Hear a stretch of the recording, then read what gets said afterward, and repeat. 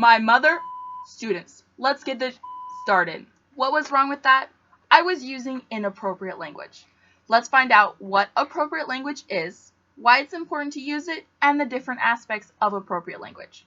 First, we need to know what appropriate language is. Webster's dictionary defines it as words that express thoughts that are rightly suited for your audience. Now that we know what it is, let's discuss why appropriate language is important to use. In Speech Acts, an essay about the study of language, it states that when appropriate language is applied, your audience is more susceptible to listen and retain information. Using appropriate language that is audience-centered gives you more credibility, increases your influence on the audience, and enhances the presentation as a whole. Diving deeper into the subject of appropriate language, after discussing why it's important, let's do a short overview of the different aspects of using appropriate language. According to Owl Purdue, there is more than one characteristic while using appropriate language.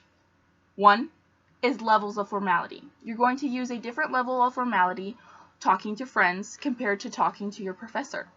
There's also in-group jargon, which is certain words or phrases that pertain to a certain group or profession, and you only want to use those phrases or words when talking directly to that group or profession.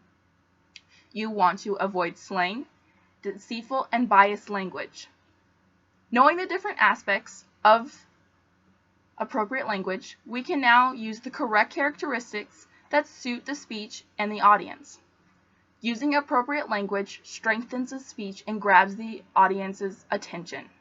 Some notable information about appropriate language would be to know what it is, why it's essential to use, and lastly, a few do's and don'ts of appropriate language.